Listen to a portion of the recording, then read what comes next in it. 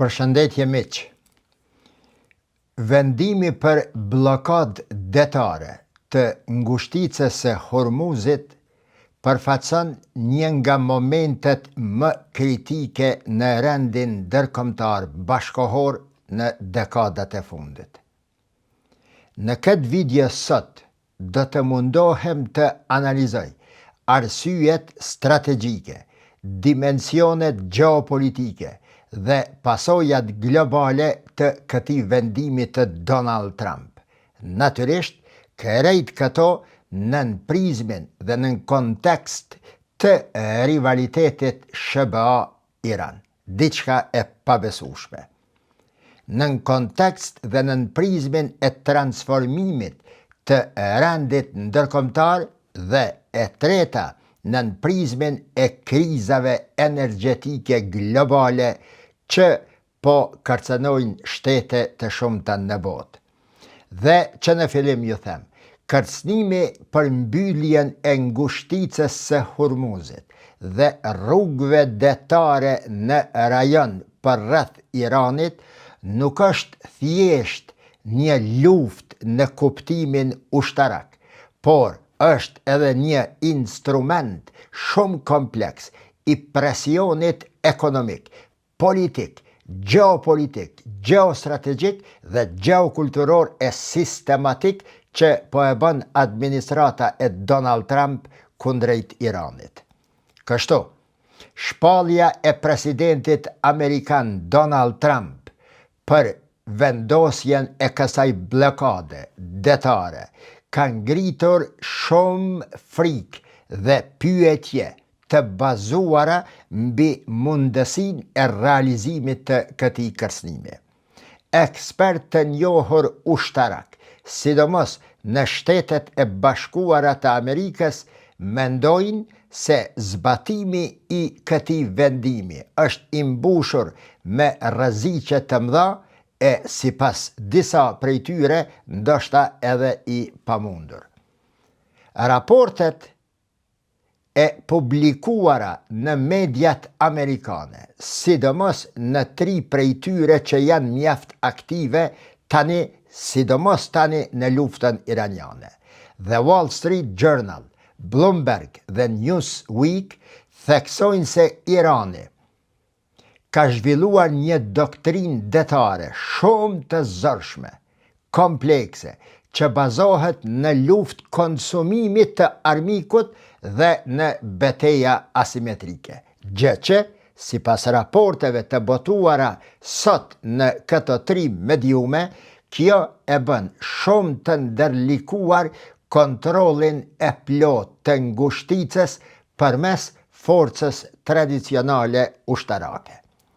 Trump dje, siç edhe shkrova në murin tim në Facebook, dje në platformën e tij Truth Social, pas dështimit të përpjekjeve diplomatike në Islamabad dhe pas dështimit ushtarak së bashku me Izraelin që ta gjunjëzojnë Iranin, tha në rrjetin e tij social Truth Social se përpjekja për ta kontrolluar këtë kalim detar do të filloj së shpejti dhe do të prek të gjitha anijet që përpiqen të hyjnë ose të dalin nga ngushtica. E vazhdon shkrimin e tij në Truth Social, Donald Trump, duke thënë se anijet luftarake amerikane do të përpiqen të ndalojnë çdo anije në ujërat ndërkombëtar që ka paguar tarifa Iranit.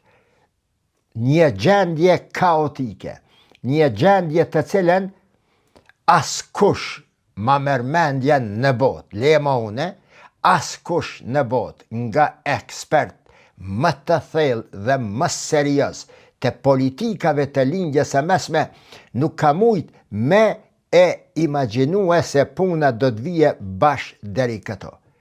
Fuqi hegemonike amerikane nga njëra anë dhe një fuqi rajonale e cila po bën të gjitha përpjekjet për të ndajtur në këmbë karshi sulmeve amerikane dhe izraelite. Blokada iraniane, shikuar nga perspektiva e realitetit në teren, ma mirë të them kështu, blokada iraniane, sipas Bloomberg, është një përpjekje apo një retorik e ashpër amerikane që tregon se Shebat dhe Izraeli nuk arritën të sigurojnë plotësisht kontrollin mbi ngushticën gjatë luftës dhe para shpalljes së armëpushimit, e as pas negociatave që u mbajtën në Islamabad. Janë fjalë të njerit prej 3-4 mediumeve më të njohura në Amerikë. Janë fjalët e Bloomberg. Sipas shkrimit e raportit të botuar në Bloomberg, Irani vendosi kufizimet të forta mbi kalimin e anijeve. Trafiku nuk u ndal plotësisht, por u zvoglua deri në skajshmëri. Para luftës kalonin rreth 135-140 anije në ditë nëpërmes ngushticës së Hormuzit, e gjatë konfliktit, thot Bloomberg, numri i kalimit të anijeve ra në më pak se 10 në shumicën e ditëve. Dhe cilat janë ato 10 anije, këto do ta shpjegoj me izën e Zotit. Megjithatë, shkruan Bloomberg, kalimi vazhdoi në mënyrë selektive. 1. Irani eksportonte rreth 1.7 milion fuqi naftë në ditë, drejt Azis, kryesisht për Kinën. 2. Disa vende si Pakistani dhe India kalonin anijet e tyre me marrëveshje të veçanta me Iranin, e që kjo bjente ndesh me politikat dhe interesat amerikane. 3. Iraku përfitoi përjashtim si një vend mik dhe i rëndësishëm i Iranit. Dhe 4. Disa anije greke shmangën kontrollin duke fikur sistemet e gjurmimit dhe navigimit.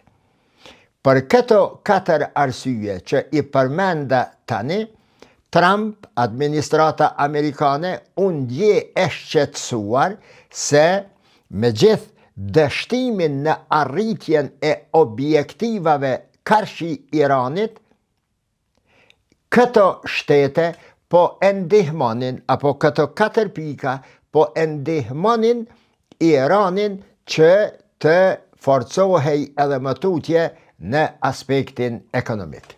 E gjithë kjo, miq, që po e thash deri më tani, bazuar edhe në mediume amerikane dhe në raporte të botuara atje, gjithë kjo tregon se Irani është në gjendje ta kontrolloj trafikun pa e mbyllur plotësisht ngushticën, duke e bërë shumë të vështirë vendosjen e një blokade totale pa një përshkallëzim të madh.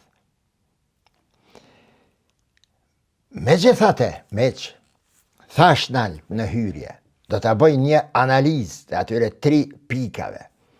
Çfarë pritet të ndodh nëse vendoset ose fillon implementimi i këtij vendimi dhe kërcënimit të Donald Trump?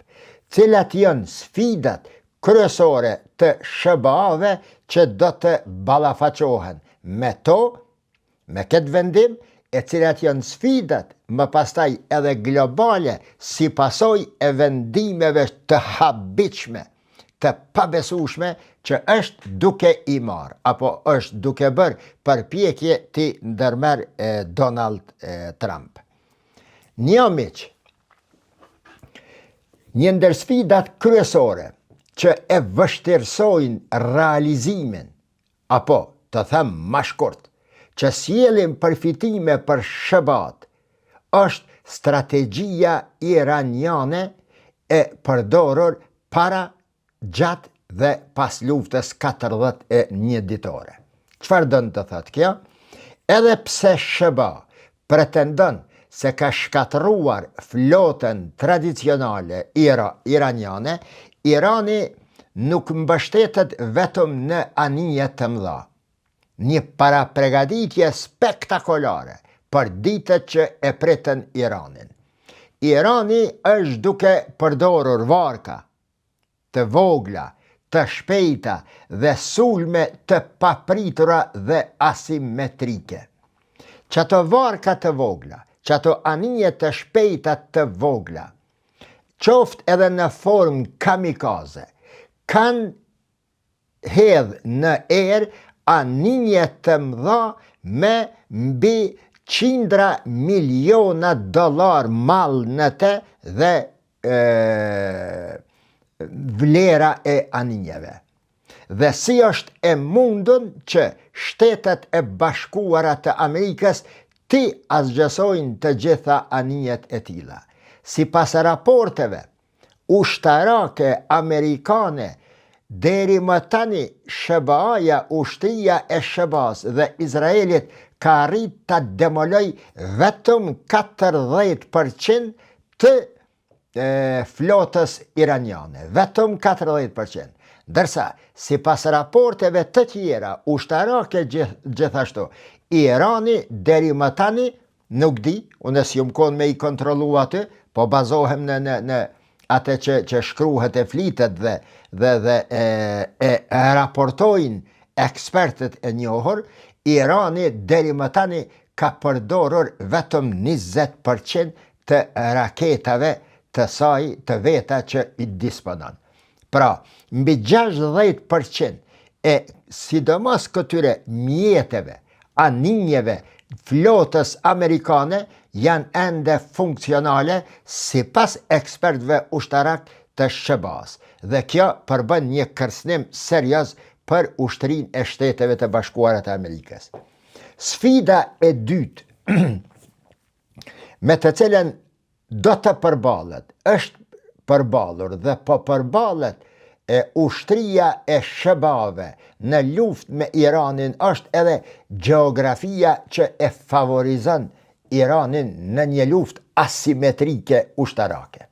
Ngushtica e Hormuzit miq është e ngushtë rreth 28-30 kilometra, thuhet aty 18-20 milje, 34-5 kilometra në pikën më të ngushtë, duke i dhënë Iranit avantazh se mund të fshihet përgjatë brigjeve ushtria, garda revolucionare iraniane, përgjatë brigjeve të ngushticës së Hormuzit. 2. Mund të godas nga toka me raketa kundër anijeve, qoftë edhe me dronet më të thjesht, sepse këtë janë 20-30 kilometra në dispozicion përpara aty, dërsa ne kemi folur dhe jo vetëm unë për raketat supersonike iraniane që thjesht mund të arrijnë caqe deri në 2500 kilometra. Dhe e treta që ka të bëj me sfidën e gjeografisë iraniane është se kjo e redukton kohën e reagimit për SHBA-n. Ai është i pozicionuar aty, sulmuesi gjithmonë është një hap para mbrojtësit, ai është i pozicionuar aty dhe derisa të ndërmerr hapat me aviacion apo me raketa ushtria amerikane, iranianët vetëm e kryejnë punën. Një sfidë tjetër, shumë më e rëndë se këto dy që i përmena përpara, janë minat detare të Iranit. Irani posedon me mira, thuhet se janë mbi 200.000 mina detare të rrezikshme, të kapaciteteve dhe formateve të ndryshme për të vendosur nën ujë, që i bjen se mund t'i vendos shumë shpejt, varësisht prej momentit, prej vendit se ku kalojnë anijat e sasijave të mëdha, janë të vështira për të zbuluar, sepse kodet e brendshme minat, si pas të gjitha gjasave, janë bërë në kooperim me digitalizimin kinez, që ja ka dhuruar, apo, me folë më real, ja ka shit Iranit dhe kanë kooperue aty. Pastaj, problem me sfiden e minave detare është pastrimi i tyre që bëhet i ngadalshëm dhe është shumë i rrezikshëm. Edhe vetëm kërcënimi me mina, meq, po e ndal trafikun detar. Sipas ekspertëve, e mund të më korrigjojnë ekspertët tanë të minave detare, nëse e dëgjojnë këtë video,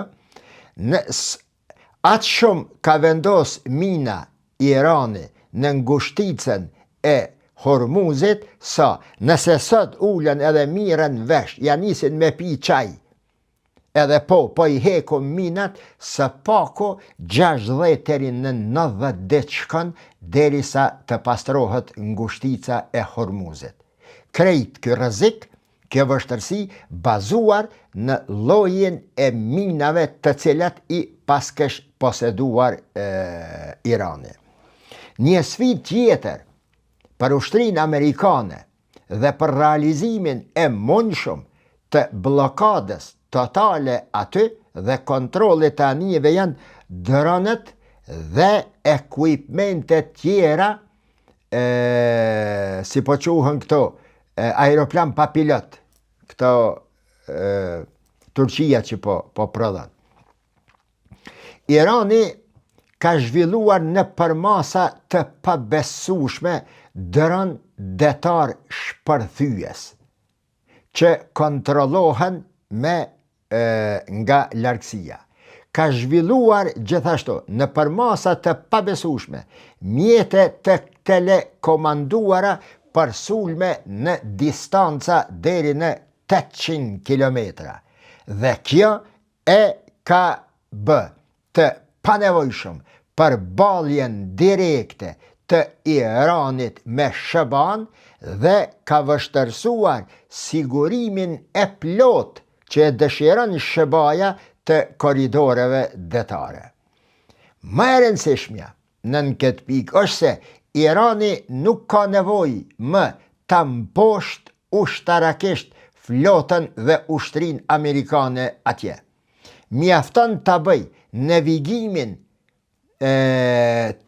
ta çmontoj navigimin dhe ta bën të pasigurt navigimin detar në rajon atje, në mënyrë që kompanitë e transporteve dhe të sigurimit të mendojnë 100 herë nëse lejojnë që anijet e tyre të nisin dhe të marrin rrugë ka ngushtica e Hormuzit. Askush, asnjë kompani nuk e ka të siguruar sigurimin e mallit, të anijes dhe të mallit në përmasa gjigante, në shifra, në 10 miliona dollar, e që pastaj të hynë këto anije këndej. Një arsye tjetër që e bën të komplikuar shumë intervencën ose vazhdimin siç ishte të luftës amerikane është se Irani ka demoluar, nëse jo totalisht, 100% të gjitha pozicionet ose bazat kryesore amerikane në vendet arabe të Gjirit Persik. Thjesht i ka qitë prej përdorimit. Edhe nga frika e raketave të reja që mund të vinë nga Irani, por edhe nga për shkak të kohës së pamjaftueshme të riparimit të atyre bazave për të vënë në përdorim sërish në një luftë, mos të them të re, të vazhdueshme me Iranin. Dhe një sfidë tjetër, mos të them po aq e rëndë sa këto që i përmenda është hezitimi i aleatëve amerikan për të hyrë në një çarçokak, në një xhehenem i cili është krijuar aty si rezultat i sulmimit dhe bombardimit të Iranit.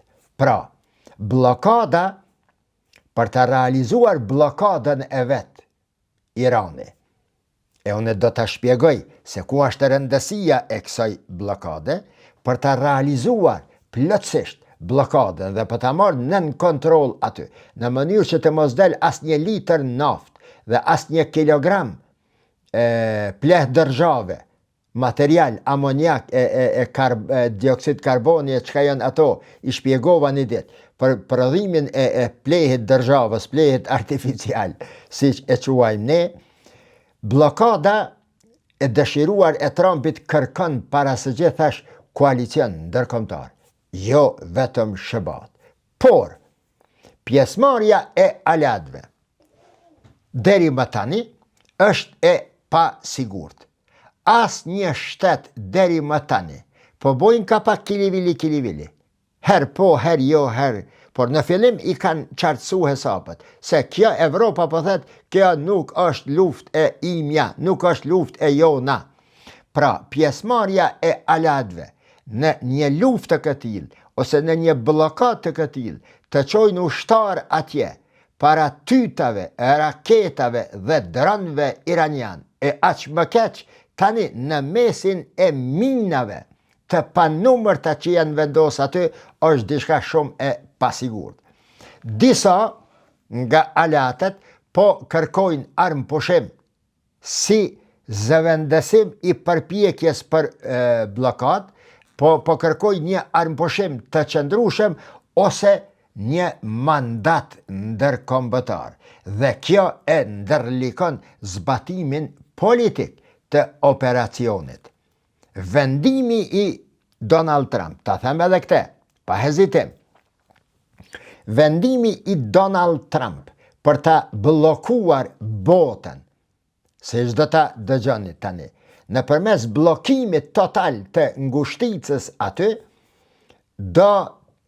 nuk ka mbështetje në ligjet ndërkombëtare. Megjithëse që këto ligjet ndërkombëtare janë për fukarat, për ata shka s'kan kaçik me i qa akullnajat e jetës me supet e veta, me krahët e vet, me muskujt e vet, me fuqin ushtaraket e vet.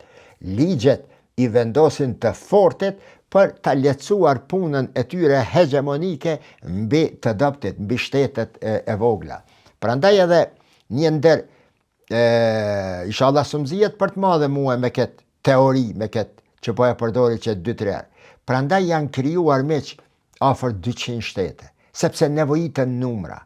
Shteteve hegemonike, shteteve të fuqishme, si Kina, si Bashkimi Sovjetik përpara, tani Rusia, si Evropa, si kur ka qenë fuqi e Shteteve të Bashkuara të Amerikës, ka njëherë ju dohen kësi numra, me që gishta në OKB, në Këshillin e Sigurimit në Sene. Edhe pse këto janë 15 antar të Këshillit të Sigurimit, atje janë 190 sa janë antare të OKB-s, daljen e rezoluta Sene, 5 shtete vendosin. Ato e kanë vetën. Dhe vetët do në të thetë, po bën, si pas me po ju lejoj, ose nuk po ju lejoj. Qëfar janë pasojat globale tash? Ka po shkon bota? Qëfar do të ndodhë? Tregjet botnore tani më janë duke përjetuar një tronditje të madhe.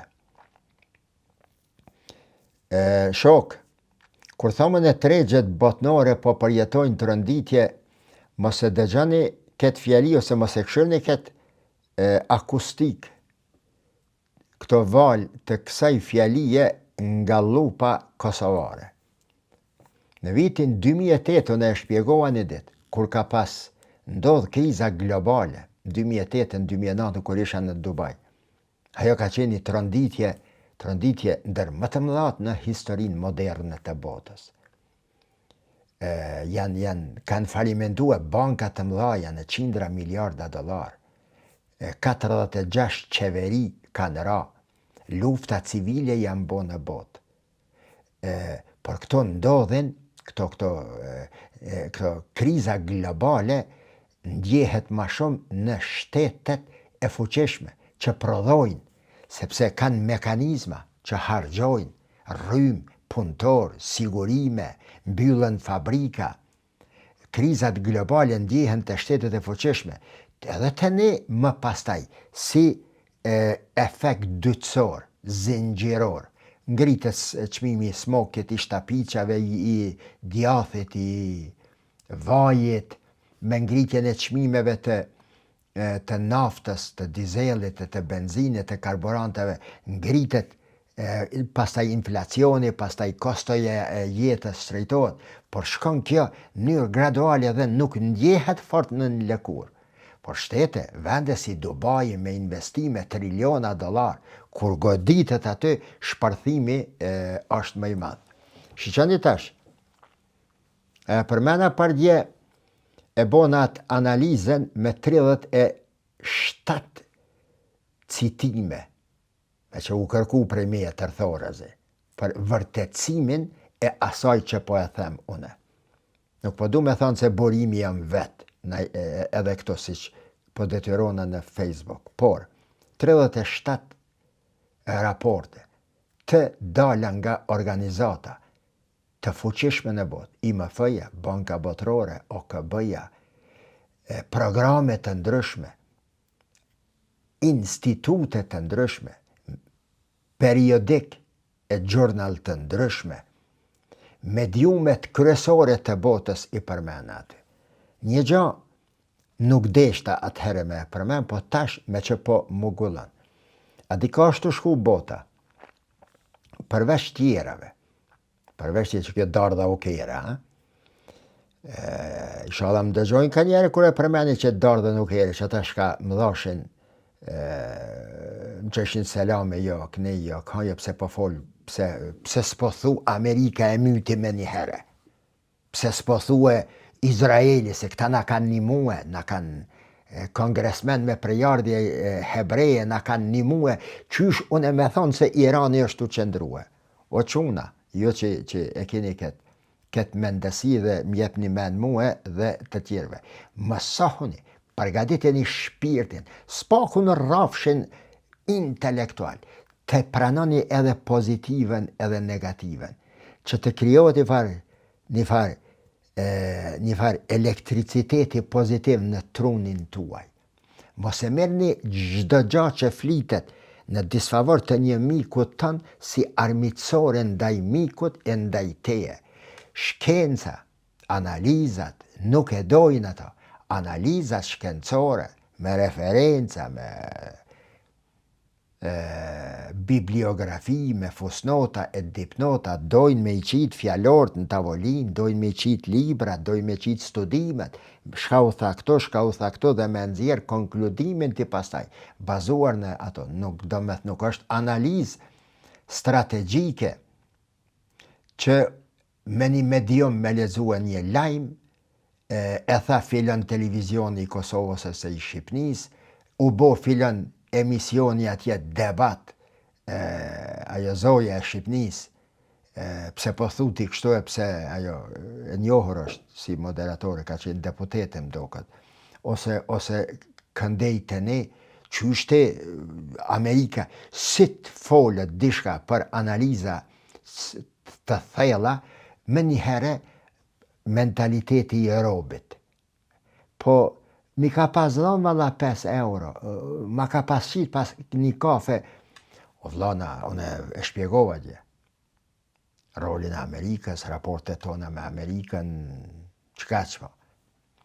Pa hi kur ma në atë segment. Dua të them, këto sot po përmeni diçka shka nuk e përmena në atë analizën e krizës globale që po vjen si rezultat i mungesës e plehrave.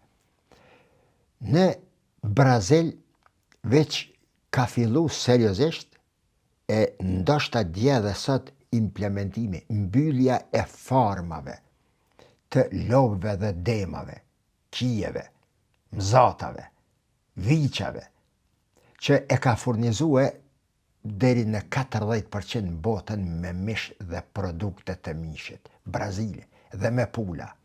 Për shka e para, çmimet e plehut kanë hypë në 70% deri më tani, e mund të shkon deri në 100%, çmimet e naftës, e karburanteve, pritet të shkojnë deri në 200, e ndoshta 300, nuk ka fjale jamja, se po thonë bilon nuk ka fjale jamja, çfarë arsyetimi banal po bëj, deri në 200 e 300 dollar për barel, që i bie 600% e ngritjes së kostove të prodhimit të diçkafit.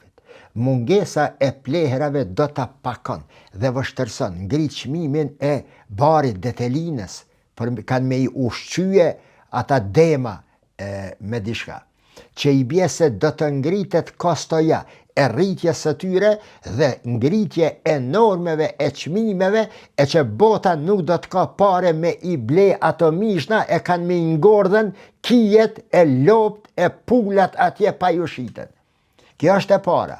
E dyta, Brazili është duke e pa ka po shkon bota, se në të ardhmen kjo konsumimi i mishit, për shkak të krizës që pritet të godas botën, nëse nuk ndërmiren hapa serioz, a unë jam të pa se janë të shkue ka edhe me keqja, mbyllja totale, që shkon nafta për Kinë, për Venezuela, për Filipine, për Indonezi, për Indi, për Sri Lanka, për atje do të ndalet prodhimi.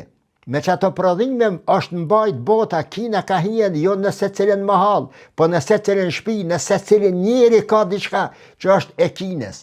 Pra, munges të produkteve dhe ngritje e çmimeve të produkteve. Po, na po e dimi se qëllimi kryesor i shëbave, i Donald Trump, me mendësi biznesmeni, është duke e goditur Iranin në këmbëve dhe brezit të Kines për të godit në kokë nesër Kine për të rënu. Nuk i kam bet as gjatë tjetër shëbave. Donald Trumpit, që ta parandaloj Kinen, ashtu i boe përpjekjet e fundit para nënshkrimit të kontratës sociale dhe ndërkombëtare, se ma Amerika nuk është fuqia e vetme, se filloj nga sot rendi multipolar i botës, me 4 fuqit kryesore, e përsëris dhe e nënshkruaj me laps 4 superfuqit e ardhshme, 4 perandorit e ardhshme të botës: Shëbaja, Kina, Rusia dhe Republika e Turqisë. Nëjse, pasojat në këtë krizën ekonomike globale. Tregjet tani ma veç po përjetojnë të rënditje të mëdha, prodhimi industrial në Azi po bie, qindra aeroporte në bot po përballen me munges karburanti. Qindra, Bloomberg po thët, qindra aeroporte janë para bankrotimit dhe mbylljes. Dhe kjo natyrisht me ndoni pasojat. Po shkojmë Düsseldorf të azami, ose në München, për shkak se është i mbyllën, po do të me shku tash, jo në Düsseldorf, po do të, edhe pse Gjermania i ka, ku me ditë sa, mos tam 100 aeroporte, po me një vend ku nuk ka shumë aeroporte, po shkon aty nuk po mundet, sepse është i mbyllën, hajde me shku tash me një vend tjetër, ose me një aeroport ma larg, që aty ka kosto, ti kime pagu ma shtrejnët biletën, për me u kthy me taksi sene. Pra, po prek se cilin shtet, se cilin shoqëri dhe se cilin organizëm ndërkombëtar, mbase edhe se cilin njeri. Unë nuk di se me çfarë fjale tjetër do ta përshkruaja Iranin dhe rrezikun e luftës kundër Iranit, përveç me ato fjalë që i kam përshkruar në fillim. Bile i konsideroj shumë të buta. Shumë të buta që i kam përdor. Mos thom se i kum ditë 100% këto. Jo, vallahi. Por për një përqindje të madhe, po, se kanë me ndodhë këto kriza, sepse i di konstelacionet ndërkombëtare si janë krijuar, si një shtet që e ka majtën Hitlerin, Gjermanin naziste, fuqia që ka pretendu me e marë botën, një shtet që e ka majt me qelik me hekër, tanket, topat, ato arma të sene, Hitleri ka prodhu me qelik dhe me hekur të Iranit, fuqi botnore, leje gazin dhe naftën. Dhe kur janë dalin, kur e poshton Britania dhe Bashkimi Sovjetik Iranin, e ndalin e prishin atë hekurudhen, mos me shku dzehja e atjet për të magazinat e Gjermanisë naziste, të lufta e Barbarosës, operacioni Barbarossa kur e sulmon Gjermania e Bashkimi Sovjetik, aty fillon edhe për shkak të strategjisë së Bashkimit Sovjetik, por edhe mungesë e materialeve e këty spare parts, pjesëve rezervë të tankeve të reja. Një digresion.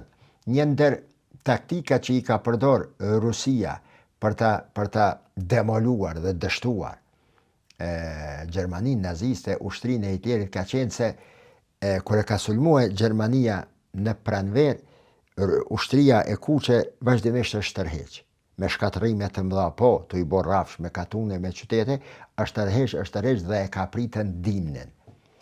Kur ka ardhë dimni dhe acari siberian atje, me mira, si pas statistikeve që i lexojmë, 270.000 ushtarë Gjerman kanë vdek, janë vra, e një numër i madh i tyre kanë vdekur të ngrirë, duke u ngrirë në acarin, sepse s'kan pas edhe naftë, sepse ja kanë nal naftën iraniane, tankat e sene. Konsiderohet një ndër strategjitë e njohura të Bashkimit Sovjetik të Rusisë, që ta tërheq vazhdimisht armikun derisa të vije dimni.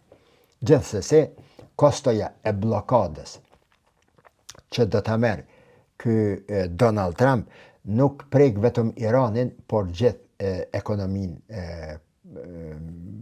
globale. Raportet që arrin në disa përfundime se Irani nuk ka nevojë ta thyej bllokadën, plotësisht bazohen në atë se sa më shumë që zgjat kriza shkon në favor të Iranit, sepse po bëhet presion ndërkombëtar mbi administratën amerikane. Pastaj rritet kosto e luftës, gjë që prek gjepin e qytetarit amerikan dhe natyrisht destabilizon tregjet e mëdha dhe të gjitha tregjet në nivel global që do të nxjitë revolta, pakënaqësi e ndoshta edhe diçka më shumë në raport me Donald Trump dhe Shtetet e Bashkuara të Amerikës. Në këtë kontekst, shumë të respektuar miq, cilve po ju drejtohem, bëjeni subscribe kanalin, shpërndajeni kanalin, o miq, nuk ju kushton, shpërndajeni kanalin, shpërndajeni videot të cilat i dëgjoni. Nëse ju pëlqejnë dhe po mësoni prej tyre, pse marrë vlla mos me dëgju edhe një vllai jote, një kushëri jote, një mik i jote. Ai këto është interesi i ndërsjell. Unë flas, ti dëgjon. Unë ekspozoj ose prezantoj ato që e di, ti mëson. Prej teje mëson diçka tjetër kur ti i flet dikujna. Pse nuk i shpërndani videot? Pse pritni vazhdimisht me ju thonë edhe statusat, shpërndani. Shpërndani videot që të rritet kanali më shumë, tashmë me këtë mos ta quaj projekt, me live që do t'i vazhdoj live-at. Unë ju pyeta dje, ju pyeta edhe në status në Facebook, po ju pyes edhe tani, i pres komentet e juve. Është të më interesue shumë, sepse jam tepër serioz dhe i përgatitur mirë për kohën kur me e bëj videon. Anë 7, anë 8, anë 9, anë 10, po mendoj që aty një orë e gjys me e bëj live-in, si pas nevojave edhe me zgjatën, po në cilën orë më komentonin në këtë video, ju kisha lutur, dhe e dyta, une jam i gatshëm me bëj live për çdo ditë. e hën, e martë, e mërkur, ajtë, e premte, shtunën e të lirën të shtunën dhe të djelen me ju lanë të lirë. Nëse është okej, më thoni, live-in e dytë e kam të ajtën, dhe aty do të bisedojmë ne, live, me izën e Allahit, me gjithë juve. Ju falenderoj për mbështetjen e djeshme. Ju falenderoj për mbështetjen e djeshme, si në përmes të komenteve, si në përmes mbështetjes që i a dhat. Ato, unë nuk i kam po ato dërgesa që i kam boe monetare, për shkak se isha edhe i kam hyrë ndoshta në hak me pa i përmend me emna dhe me falenderu me emna për mbështetjen që e dhanë aty, e këto në përgjithësi ju falenderoj, ndërsa në live-in e arshëm të ajten i përmendi me emra aty duke i falenderuar dhe duke bërë dua tek Allahu për t'ja ushtue bereqetin e hajrit. Kthyer në temë, në këtë kontekst, Trumpi, ose kërcënimi i Trumpit, edhe pse duket shumë bombastik, i fuqishëm, kërcënues, se do të realizohet, ky kërcënim e hap rrugën e një konflikti të gjatë dhe shumë të ndërlikuar, ku suksesi më nuk varet vetëm nga forca ushtarake amerikane, por sidomos nga aftësia iraniane për të përballuar luftën dhe nga aftësia për të përballuar pasojat ekonomike dhe strategjike të botës. Nuk ma mërmenja se e gjithë bota kaq miliard njerëz me këto shtete të fuqishme në Evropë se do të mujnë për një kohë të gjatë me e durue presionin e politikave të Trumpit. Që kjo është ngushtica e Hormuzit, me që të dashur. Që kjo është Irani për të cilin kemi folë. Që kjo është lindja e mesme që jam munduar me ndihmën e Allahut. Që tua shpjegoj shqiptarve. Edhe më besoni, nuk e kam pas let në një kohë në gishtat të njënës dorë ndër shqiptar ka pas që flasin vazhdimisht për lindjen e mesme. Ne jemi pasardhësit e një periudhe ku për lindjen e mesme Veshëri Lindja ka shkruar. E në Shqipëri atje zëri popullit nej herë për nej, si zëri popullit mo. Tutut se mos po e indoktrinon popullin komunist me lajme që vinë nga lindja e mesme islame ose nga Turqia. E ka prebrës si kur Serbia kënej. Raportet me Turqin, me shqiptarët të Turqis në themel, sepse indoktrinim. Pra, ne jemi gjenerata ku para 2 vjetë, 2 vetë kanë folë për lindjet mesme. Jusuf Ferizi në rilindje edhe në hat islami. Qa isha ka dalë në lindjen e mesme? Qa isha ka dalë në rilindje me naj zëri, me naj fjallë, me naj dikun. Pak është folër, edhe nëse është folë nga perspektiva e raporteve të Jugoslavis me vendet arabe. Pra, une kër e kam nisë, më lejoni dhe më mirë kuptani i lutem, kër e kam nisë une para 7-18 vjetë, 20 vjetë me folë vazhdimisht për lindjen e mesme, 2-3 kemi qenë në krejt ndër shqiptarët. Dhe imaginoni presionin psikologjik, shantazhet, kërcënimet që më janë bërë vazhdimisht nga njerëz të tërë, nga organizmat të tërë, qyshti po folë për lindjen e mesme e kneje, qyshti po do me këthyje kokën e shqiptarëve andeje se në. Jo bre vallahi billahi. Nuk e kom bre qëllimin ashtu bre. Koka e shqiptarëve dihet ka është e këthyme dhe dihet ka do të mu këthy dhe ka në cilat drejtime. Qabja është në tanë. Ka lindja është, medinja është, pelgu i civilizimeve është, raporti jonë historik, por ardhmëria politike, geopolitike e shqiptarëve dihet, ne jemi pjesë tani e konstelacioneve perëndimore dhe aspirojmë që ti takojmë, jo si lëps, jo me mendesi e robi, por një shoqëri që edhe jep për qëtë civilizim perëndimor që e ka ndërtuar Evropa e Amerika e që pikërisht Amerika tash do me gjumhas. Që kjo është pra, tash është let, shumë let, rrjetet sociale, në për televizione, në për plot, mashallah, Zoti i shtoftë, inshallah, bile lexojnë edhe i shpjegojnë gjanat mirë, jo vetëm 2-3 me mbeten që i shpjegojnë gjanat serios, po mushtu numre, tash është let me fol për lindjen e mesme, tash është let me shpjegu diçka, sepse animo pas luftës e Iranit, tash po shihet, i madhe i vogël është e pa se çfarë është të ndodhur dhe ka me preken edhe me ndjen në lëkurën e vetë. Pra, kjo është lindja e mesme miq, kjo është ngushtica e Hormuzit, të cilën unë e konsideroj si nyja qendrore e rendit global. Ngushtica e Hormuzit është një nga shock points që thuhet ndër më të rëndësishmet në botë. Nëse nuk është e tepërt, e përsëris. Midis 20 edhe 30% e naftës globale kalon përmes saj. E lidh gjirin persik me tregjet globale. E lidh pastaj te gryka e Mandabit këndej e detin e Koq me Mediteranin dhe Atlantikun për te Gibraltarit. Është nyja e energjisë, e sigurisë e energjisë globale. Pra, nga që kjo perspektiv, kontrolli mbi Hormuzin nuk është vetëm çështje rajonale, por instrument i fuqisë globale, të cilën Trump SBA po dëshiron, pretendon ta bëjë e vetmja në botë.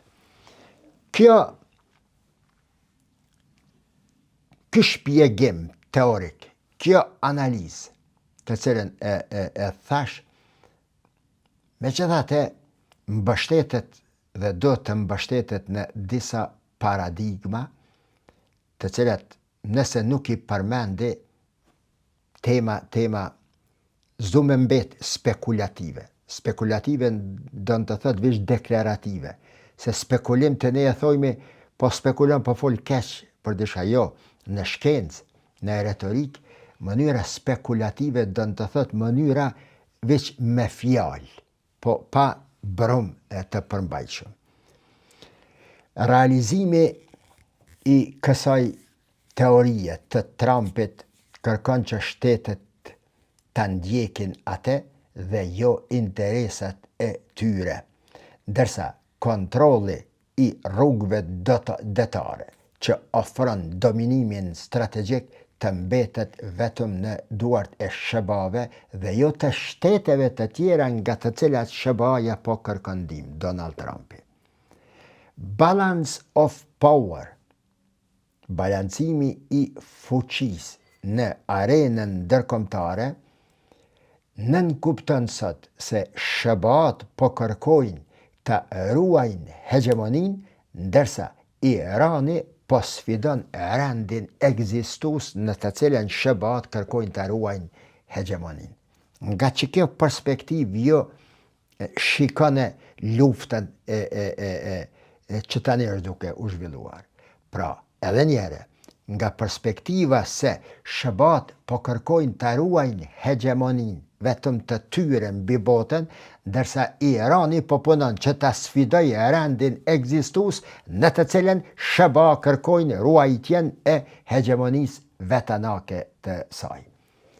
Nga perspektiva gjeoekonomike shpëshihet energjia, armë strategjike, tregjet globale, fushbeteja të reja, frika të mëdha për përhapjen e luftës, shkatrime në vendet arabe të gjirit persik dhe natyrisht që do të prekin edhe të tjerat. Pra, arsyet strategjike të vendimit të Trumpit në lidhje me bllokimin total të ngushticës së Hormuzit mund t'i reduktojmë në 3 pika. 1. Kontrolli i tregjeve energjetike. Se nëse bëhet, kjo blokad synon të kontrolloj rrjedhën e naftës, të ndikojnë në çmimet globale nëpërmes OPEC-ut, SBA me dhënë fjalën vendimtare aty, fitimet kryesore nga nafta që do t'jap shet me i shkuar SBA-ve, pastaj të dobësoj eksportet iraniane, e kjo krejt lidhet me rivalitetin e SBA-s dhe Kinën, që thash do ta përmendi pak më vonë. 2. Presion maksimal po ushtrohet mbi Iranin. Do të thënë, ajo politika maximum pressure, presion maksimal, në rastin konkret synon izolimin ekonomik të Iranit, detyrimin për koncesione me lshu pa në rastin e armëve bërthamore dhe ndryshimin e sjelljeve strategjike të Iranit që Iranit të mos jetë më fuqi ndikuese në lindjen e mesme. A unë ta nënshkruaj kur nuk mund të realizue. Veç për me në kthefshin në kohën e Gurit, sepse historia ka treguar se një gjë atill nuk mund të bëhet. O vlla, këtë nuk mundesh me mri as me një popull të vogël. Ai më kon në Kosovë, shqiptarët e Jugosllavisë. A dini se jemi një ndër faktorët kryesor të shambjes së Jugosllavisë. Ka qenë fuqia e 4 e 5 ushtarake e botës. Dhe Serbia, hegemonizmi serb nuk ka mujt me ndal hovin dhe kërkesat legjitime të shqiptarëve. Dhe, siç e kam përmend me një rast tjetër, se rrëzimi i Jugosllavisë, perestrojka e Lech Valencës,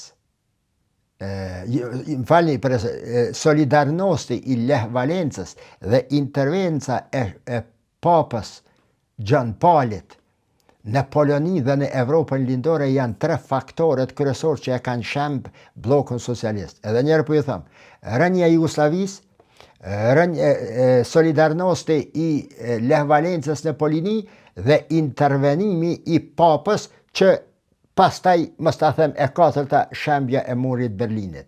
Në qëtë konstelacion të këtyre 3 faktorëve, që e ka rrëzue Paktin e Varshavës dhe e ka bitise, ka përfundue bllokun socialist të botës, rol kanë shqiptarët. Sepse shqiptarët janë ata një ndër indikatorët kryesor, edhe ustashët e Kroacisë. Edhe Kroacia ka luajtur një rol shumë fort, me kuadrët e veta, me Tuxmani e përpara ata që kanë qenë. Po, shqiptarët kanë qenë ai elementi bazë që e ka shemb Jugoslavian nga brenda.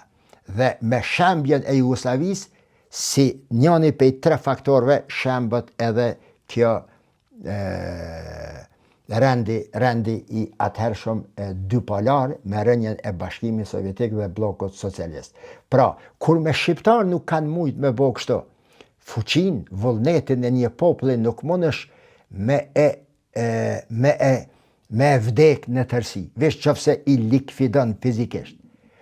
Po iranianët, 100 milion, afër 190 milion popull, me ndërshtetet më të pasura në botë, me pozitë strategjike të madhe dhe pas tyre edhe përveç aty në 100 milionve, së paku edhe 250 milion shet në botë, të cilët janë në gjendje të bëjnë çdo gjë që do të bëjnë për mbrojtjen e idealeve shiite të tyre që Ali Hasan Hussein që i përmendin. E dyta është presioni maksimal ndaj Iranit, pra, dhe e treta është rikonfigurimi i rendit global. Rikonfigurimi i rendit global, këto kupton edhe kështu. Që ky rend me shkue, forca hegemonike të reja në botë, por me kusht. Global South, a jugo global, që e kam shpjeguar ma shumë se njëherë me dal në pa. Jugo global. Jo vetëm verijo global. Evropa, Amerika, veriore, Japonia, nalt, Ekuator e përpit, jo.